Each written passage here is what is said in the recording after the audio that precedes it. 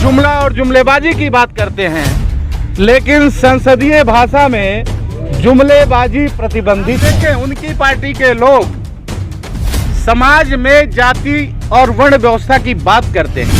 दलित या पिछड़ा समाज है, ऐसे लोगों को शादी ब्याह के मौके पर घोड़ी पर चढ़ने से मना करते हैं, मूछ रखने पे उनका मर्डर कर दिया करते हैं। व्यक्ति की आजादी का आनंद बंद करो, बंद करो, बंद करो। बीजेपी सरकार होश में हो।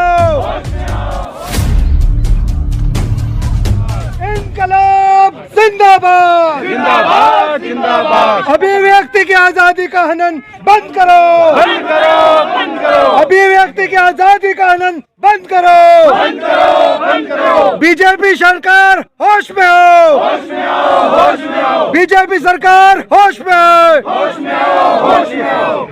एसडीपीआई का नारा है, हमारा है, एसडीपीआई का नारा है, एसडीपीआई का नारा है। हमारा है।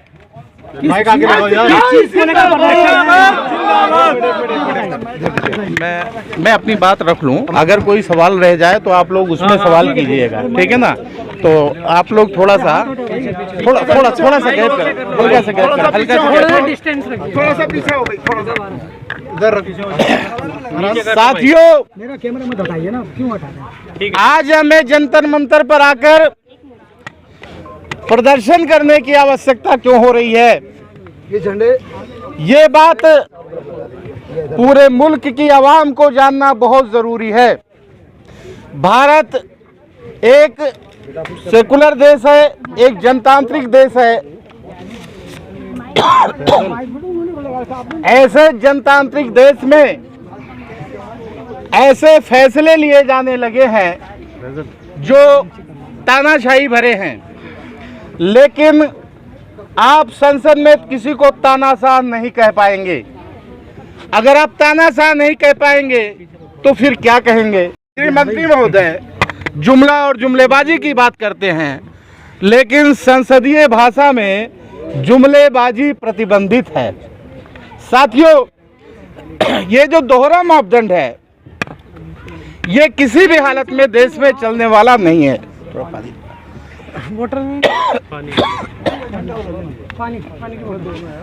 आपको याद होगा,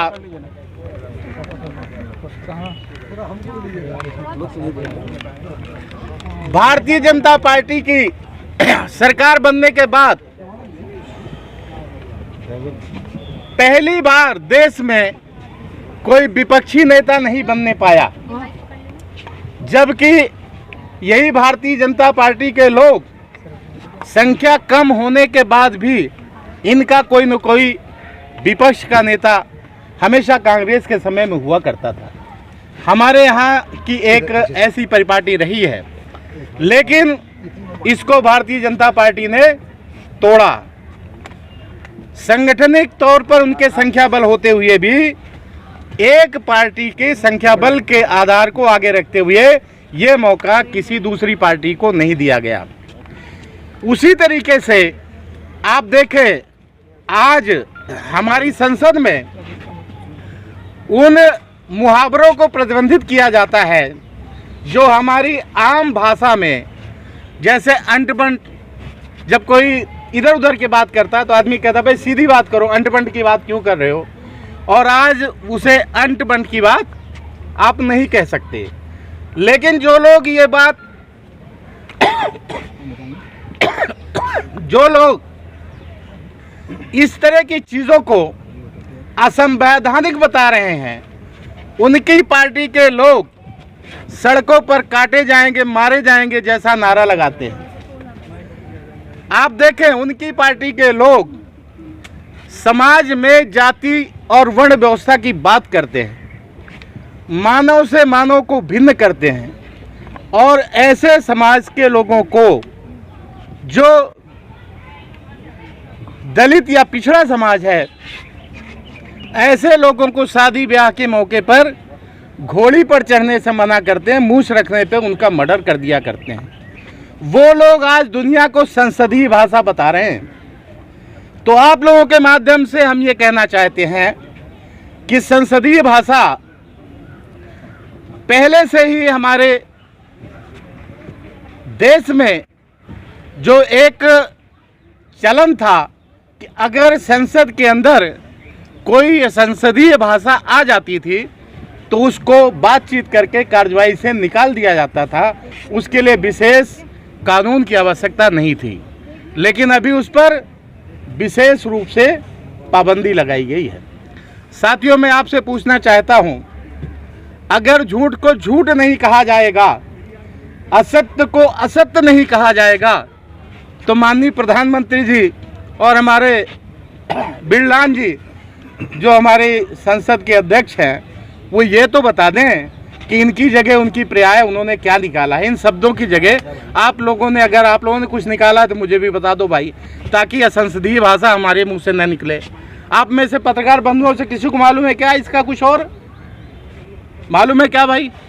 मुझे लगता है आप लोग भी यही कहेंगे, असत्य को असत्य कहेंगे, झूठ को झूठ कहेंगे। इसका मतलब यह है कि संसद के अंदर विरोध के नाम पर बोला जाने वाला एक एक शब्द प्रतिबंधित किया जा रहा है। तो संसद में और इसके अलावा संसद के अंदर धरना प्रदर्शन की बात वो पाबंद की गई।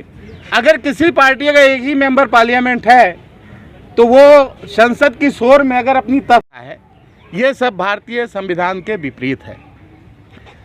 अभी आप देखें, बहुत सारी चीज़ें ऐसी हैं कि भारत में संसदीय नहीं है, लेकिन आम मुहावरे में देश के प्रधानमंत्री महोदय भी बोला करते हैं।